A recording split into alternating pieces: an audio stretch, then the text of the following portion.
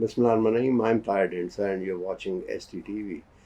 In the middle of rising tension between India and Pakistan on Indus Water Treaty, they have put into hold, and I think somebody was telling me they have issued a letter as well on the cancellation, although they cannot do it unilaterally. But it's a tension even from Pakistan side. It has been declared. There was a conference yesterday that that's an act of war. It's declaring war on Pakistan, and whatever mean we are going to resolve it, even through physical mean as well. So that's very bad. In all this, there's a water that India cannot store, cannot block. It comes to Pakistan anyways, and if and but we don't use it. That comes and goes through Sindh and Tata to the Indus Delta to the Arabian Sea in the brackish water. So we don't use it. And the hue and cry about a dam which is much larger, 38 million acre feet at minimum, which means that the Chashma barrage, Tarbela, and Mangla combined are even less than half of it. So the dam can easily be built. Its name is Swan Dam, and it's very close to Talagang and Tarbela Dam. So we have a guest with us, understand the nitty gritty of the project and what this dam entails for Pakistan. We have today with us Syed Hussein El-Edroos. Sir, you are an engineer. You have worked on Kalabagh Dam, on this Khanpur Dam. Please tell something about it. Basically, Swan Dam will be the main dam will be located north of Talagang, and the main water supply will be from the Tarbela Dam, and which will be via a canal will be transported into the Swan Dam, and then this right now the problem is that about 25 million acre feet of water flows into the sea because there is no storage. And as you know, that in Pakistan, we have maybe 3 months of floods, and then we have maybe 6 months of normal water supply, and then 3 months maybe almost no water. And that is the biggest problem for in the people in Sindh, is that when they need water, there's no water. Presently, the dams in Pakistan, and you include all the dams, Mangla, Tarbela. So the storage capacity is 14 million acre feet or 15. Swan Dam, if it's built as per the design, it will be between 38 to 48 million acre feet. 38 to 48 million. Acre feet. So you can say almost, even if you take it 38 million acre feet, so that's maybe more than 3.5 times. The total aggregate capacity of all the three dams, all the three water works. I mean, that is like 14, 15 million acre feet. This will be 38 million acre feet. And basically, all you're doing is storing water there. And then you can release water throughout the year. Achha, then when I was working in Thar Coalfield, and I would go over the river Indus, and it looked like a stream. There was hardly any water in it. If Swan Dam is made, then throughout the year you can supply a certain amount of water. I mean, these agriculture people, the irrigation people mentioned 10,000 cubic feet. You can supply that water throughout the year. Also, what happens is that one of the main benefit of the Swan Dam is that you will be removing silt from the Tarbela Dam. Right now, 50% of the water capacity of Tarbela is gone because of silt. Okay? You will remove silt, and then via a diversion system, you will dump that silt back into the Indus River, and over a period of years, that water will end up on the Indus River Delta. The Indus River Delta needs silt more than it needs water. We are passing 35 million acre feet through the Indus River Delta. We are passing water because most of the silt is stopped at the dams. So you can in a way rebuild the Indus River Delta. There are people living near the delta because of the sea water intrusion up the delta. So their lands are also they can't do farming on it. So I mean the province that will benefit the most from Swan Dam will be Sindh. Will be Sindh. Acha, that one other big problem. the underground water in Punjab, in maybe north and central Punjab, I mean, it is water you can drink and you can use for agriculture. Whereas in Sindh, the underground water, you cannot use it for drinking or for agriculture. So the poor Sindhis are drinking sewage water that all the Islamabad, Rawalpindi, Faisalabad, Lahore, Multan are dumping into the river Indus, and it ends up with them. So And that's one of the reasons maybe the people in Sindh are they're very sick. because of the water is not very. Yeah, health indices are not very good there. So, as you have said, it seems that it's a bankable and it's a very viable and profitable project if it's built. Why it's not being built? The only thing I can think was that the government was focusing on IPPs.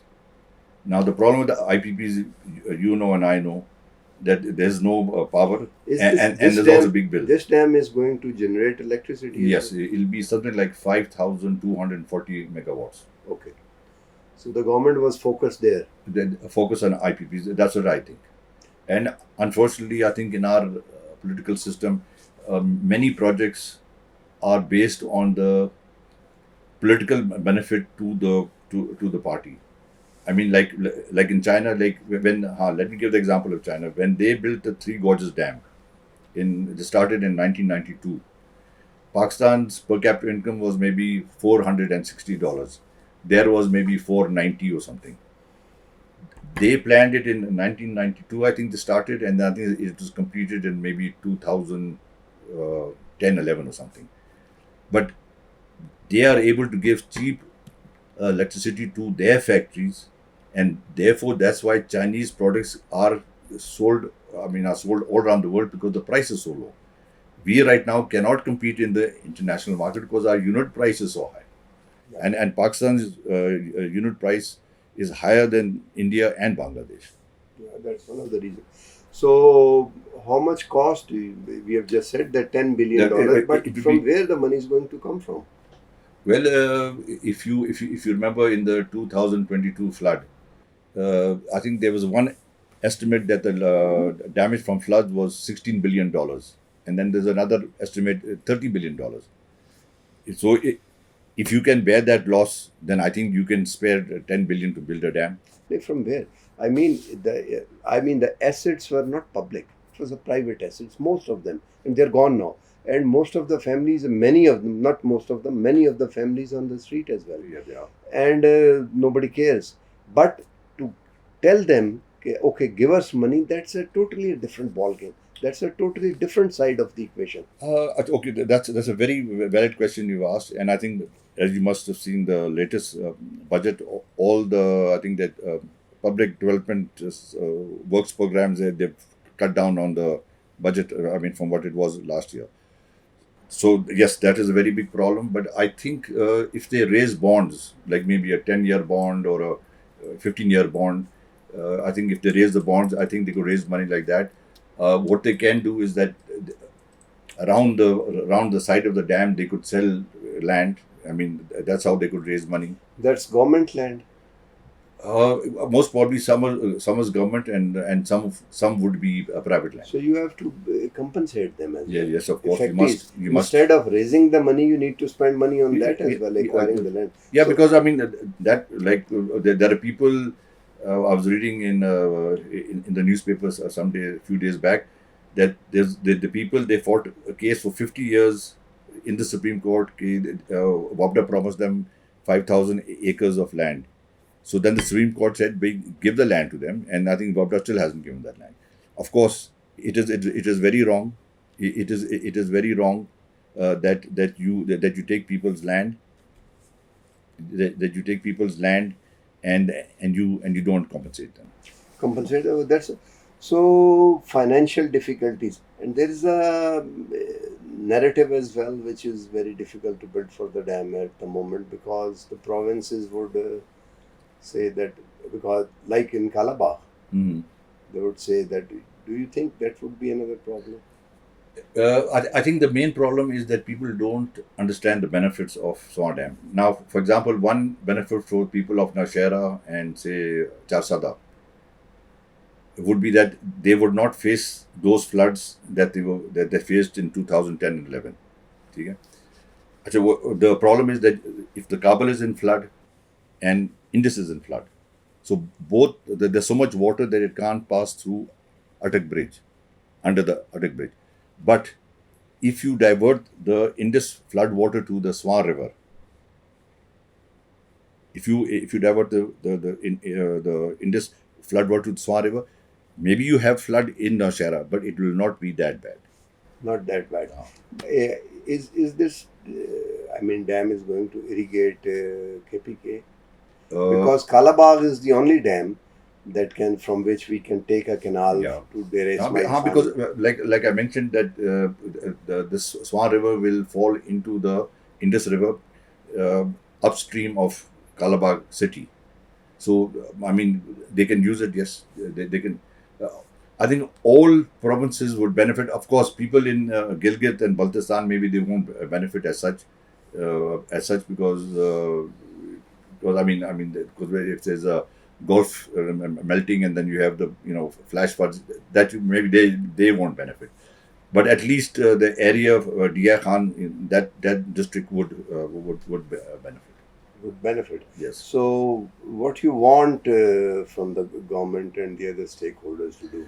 Well, I think the government should look at it seriously. Like, actually, there's a very famous American saying. It says, "The most bang for the buck." I mean, basically, that means that you have got $1, and how much can you get out of that? So we are spending 20 billion on Bacha Dam, and it will not give that many benefits as Swan Dam will give for 10 billion. So I mean, why would you spend more money on a dam? Because even the storage capacity of Bacha Dam is 6.4 million acres, nothing.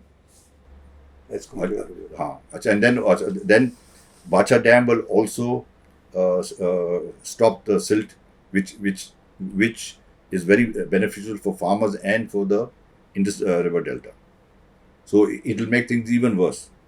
Whereas Swan Dam, you'll be diverting the silt back into the Indus River, and then with time, it'll end up in the Indus River Delta. Throughout the Sindh as well.